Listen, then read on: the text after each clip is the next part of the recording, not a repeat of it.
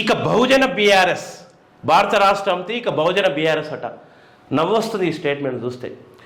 తెలంగాణ ఉద్యమం పేరుతో ఇక్కడ తెలంగాణ ఉద్యమానికి ఊపిరినటువంటి వాళ్ళను విస్మరించి కేవలం తమ కుటుంబ ప్రయోజనాల కోసం, తమ కొందరు స్వార్థ ప్రయోజనాల కోసం ఇవాళ ఇక్కడ ఉన్నటువంటి తెలంగాణ విద్యార్థి యువకుల యొక్క త్యాగాలను, వారి యొక్క అమరత్వాన్ని, వాటి పునాదుల మీద అధికారంలోకి వచ్చినటువంటి టీఆర్ఎస్ ప్రభుత్వం అలియాస్ బీఆర్ఎస్ ప్రభుత్వం కుటుంబ ప్రయోజనాలను నెరవేర్చుకుంది. తన అనునాయుల తమ దగ్గర నమ్మిన బంట్లకు ఉన్న వాళ్ళ ప్రయోజనాలు నెరవేర్చుకుంది తప్పితే ఇవాళ ఏమాత్రం తెలంగాణ ఉద్యమాలు చేసినటువంటి యువకులు, వారి యొక్క అమరవీల కుటుంబాలకు కానీ, బ్రతుకున్న ఇప్పుడు ఉద్యమకారులకు కానీ, మొండికి బతుకుతున్నటువంటి ఉద్యమకారులకు కానీ, ఇప్పటికీ తెలంగాణ కేసులో తిరుగుతున్నటువంటి ఉద్యమకారులకు కానీ ఎటువంటి మేలు చేయలేదు. అప్పుడు ఒక తెలంగాణ అస్తిత్వం కోసం ఉద్యమానికి ఊపిరినటువంటి త్యాగాలపై అడుగులు వేసి గద్దెనెక్కినటువంటి టీఆర్ఎస్ ప్రభుత్వం 10 సంవత్సరాలు ఏలి ఇవాళ తెలంగాణను ఏ స్థితికి తీసుకొచ్చింది. మళ్ళా వీళ్ళకి మిగిలింది ఒకటే ఒక ఆప్షన్. ఇక్కడ అప్పుడే మనం అన్నాం సామాజిక తెలంగాణ కావాలి అని చెప్పేసి అప్పటికే కొట్లాట మొదలైంది. మాలాంటి ఒక యువకులం అనేక జైలు నిర్బంధాలు కూడా అప్పుడు చేసినాం. ఒక తొలి తెలంగాణ తల్లి విగ్రహకర్తగా నేను సుధగాని వెంకటేశ్వరని చెప్తున్నా. అనేక ఉద్యమాలు చేసి అనేక నిర్బంధాలను కూడా ఎదుర్కొన్నటువంటి పరిస్థితులు ఆనాడు సామాజిక తెలంగాణ ఉద్యమానికి అనేకమైనటువంటి త్యాగపూరితమైనటువంటి సాహసాలు చేసినప్పటికీ కేవలం ఫస్ట్ అయితే ముందు భౌగోళిక తెలంగాణ సాధన తర్వాతనే మనం సామాజిక తెలంగాణ సాధన కోసం కృషి చేద్దామని చెప్పేసి అప్పుడున్నటువంటి పరిస్థితులలో అటువంటి ఉద్దేశంతో అనేక మంది తర్వాత సామాజిక తెలంగాణ ఉద్యమం ముందైతే మనకు భౌగోళిక తెలంగాణ రావాలని పోరాటాలు చేస్తే ఇవాళ కేసీఆర్ ప్రభుత్వం ఆ యొక్క భౌగోళిక తెలంగాణలో కూడా ఉద్యమ అమరవీరుల కుటుంబాలకు కానీ, ఉద్యమకారులకు కానీ, తర్వాత తెలంగాణకు కానీ ఎటువంటి చాలా విఘూతం చేసి వారికి ద్రోహపూరితమైనటువంటి ఒక పాలన కొనసాగించడం ద్వారా ఇవాళ మొత్తంగా వ్యతిరేకత వచ్చింది. ఆ వ్యతిరేకతతో ఇవాళ కేసీఆర్ను కాదనుకున్నారు, బీఆర్ఎస్ పార్టీని కాదనుకున్నారు. తద్వారా ఎన్నికల్లో, అసెంబ్లీ ఎన్నికల్లో కాంగ్రెస్కి పట్టం కట్టారు, అధికారం ఇచ్చారు. ఎంపీ ఎన్నికల్లో అయితే నామరూపాలు లేకుండా మొత్తము బీఆర్ఎస్ పార్టీ ఒక ఎంపీ సీటు గెలుచుకోకపోవడం ద్వారా ఇప్పుడు మిగిలినటువంటి ఎమ్మెల్యేలు కాంగ్రెస్ తీర్థం పుచ్చుకునేటువంటి పరిస్థితులు ఉన్నటువంటి నేపథ్యంలో ఇక కొత్త రాగం అందుకున్నారయ్యా. ఏం రాగం? ఇక మిగిలిందంతా దళితులు, ఇవాళ బీసీలను ఆకట్టుకునేదట. నీ మంత్రి మార్గంలో కేసీఆర్ ఎంతమంది బీసీలకు మంత్రి కొలువులు ఇచ్చినావు? కనీసము మహిళలకు నీ బిడ్డనే ఒక దొరసానిగా చేసి ఒక నాయకురాలుగా కూర్చోబెట్టినావు. మిగతా మహిళలను ఏ రకంగా నువ్వు విజయశాంతి లాంటి వాళ్ళను ఏ రకంగా వాళ్ళను మొత్తం తొక్కి పెట్టేసినావు అనే విషయం కూడా తెలిసినటువంటి చరిత్రనే. మరి నువ్వు దళితులనే ముఖ్యమంత్రి చేస్తా అన్నావు, మొత్తం మరి దళితులు ముఖ్యమంత్రి చేయలేరు. నువ్వు నీ మాటను ఎవరు కూడా నమ్మలేనటువంటి పరిస్థితి, నీ గారడి మాటలు నమ్మలేనటువంటి పరిస్థితి. ఒక తెలంగాణకు నువ్వు ఏ రకంగా ద్రోహానికి పూనుకున్నామనే విషయం ఇవాళ కాళేశ్వరం ప్రాజెక్టు ద్వారా తెలుస్తుంది.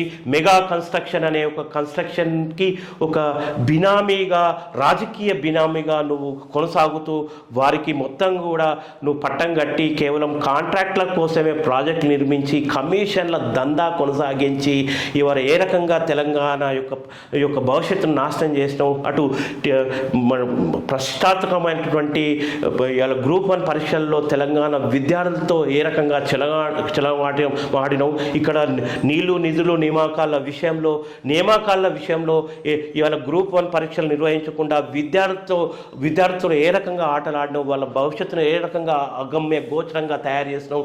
యూనివర్సిటీ ఇవాళ తెలంగాణ ఉద్యమానికి కేంద్ర బిందువునటువంటి ఉస్మానియా యూనివర్సిటీని ఏ స్థితికి తీసుకొచ్చినావు. కాంట్రాక్టు ప్రొఫెసర్ల స్థాయికి తీసుకొచ్చేటటువంటి పరిస్థితి. ఇవాళ అడ్డా మీది కాంట్రాక్టు కూలీలుగా ప్రొఫెసర్లను మార్చినటువంటి పరిస్థితి కూడా మనం చూస్తున్నాం. ఎంత దిగజార్చినావు. తెలంగాణ ఉద్యమానికి ఇలా ఒక వెన్నుదన్నుగా ఉన్నటువంటి ఓయూ క్యాంపస్లో విద్యార్థులకు సౌకర్య లేమిని కల్పిస్తూ పేదలకు విద్యను దూరం చేసినటువంటి కుట్రకు దిగజారినవు. అందులో బీసీ ద్రోహిగా ప్రవర్తించినవు, దళిత ద్రోహిగా ప్రవర్తించినవు, ఆఖరికి తెలంగాణ ద్రోహిగా కూడా నువ్వు అనేక ద్రోహపూరితమైన చర్యలకు పూనుకొని ఇప్పటిదాకా భౌగోళిక తెలంగాణ అంశంతో నువ్వు రాజ్యం ఏలినవు, కుటుంబ పాలన కొనసాగించావు. కొనసాగించినావు, మొత్తం తెలంగాణ సంపదను దోచుకున్నావు, విదేశాల్లో నీ కొడుకు దాపెట్టుకొని వచ్చినటువంటి సొత్తు గురించి కూడా ఇవాళ మనం మీడియాలో చూస్తున్నాం. నీ మనవని పేరుతో ఇవాళ మేజర్ కాకముందే అక్రమ ఆస్తులు సంపాదించి పెట్టినటువంటి అంశం ఒక వివాదంగా మారుతున్న సందర్భంలో ఒక కొత్త నాటకంతో ఇలా నువ్వు బయలుదేరినావు.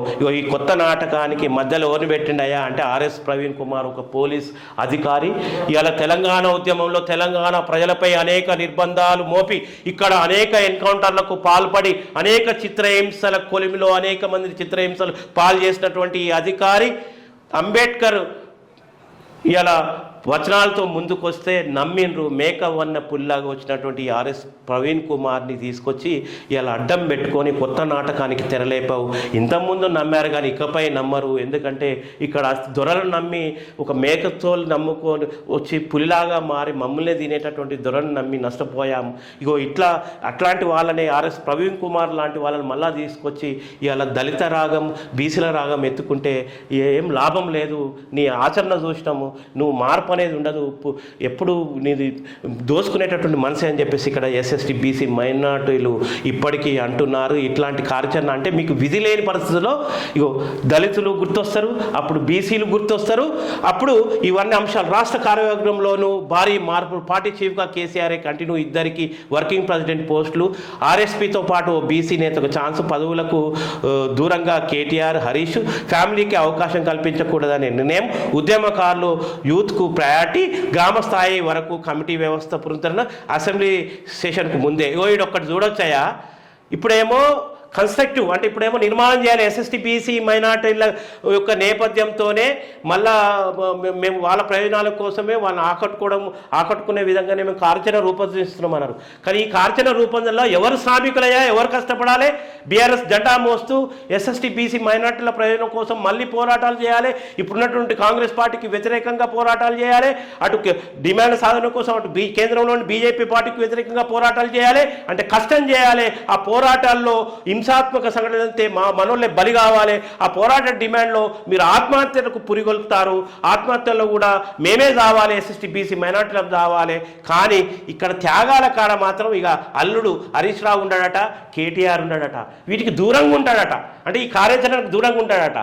ఈ కార్యాచరణ రేపు మళ్ళా మిమ్మల్ని తప్పిపోయి నమ్మి ఇక్కడ బీసీలు ఇవాళ దళితులు ఇక్కడ తప్పిపోయి మిమ్మల్ని నమ్మి నువ్వు రాబోయే ఏ కార్యాచరణ నిజం చేసి ఒకవేళ మీ స్వప్నాన్ని నిజం చేస్తే, మీరు కంటున్న స్వప్నాన్ని మీ ఆర్ఎస్ ప్రవీణ్ కుమార్ అండ్ కేసీఆర్లు కంటున్న స్వప్నాన్ని నిజం చేస్తే అప్పుడు మళ్ళీ వస్తారయ్యా, మళ్ళా హరీష్ రావు వస్తాడు, మళ్ళీ కేటీఆర్ వస్తాడు. అంటే మొత్తం ఇక్కడ ఉద్యమం బలపడ్డాక తెలంగాణ ఉద్యమం నీ ఊపిరిలూది త్యాగాలతో ఊపిరిలూతే అమెరికా ఉన్నటువంటి కేటీఆర్ ఇక్కడికి వచ్చి, కేటీఆర్ తర్వాత ఇవాళ కవిత ఇక్కడికి వచ్చి ఎట్లా ఒక ఉద్యమ త్యాగాలతో తెచ్చిన తెలంగాణలో ఇవాళ భోగాలు అనుభవించారో అట్లాగే మళ్ళా రేపు సామాజిక నేపథ్యంతో ఇవాళ దళితులు ఎజెండాగా ముందుకు వస్తే మళ్ళా మీరు వస్తారయ్యా, మీరే మొత్తం హైజాక్ చేసుకునేటువంటి పరిస్థితి ఉంటుంది.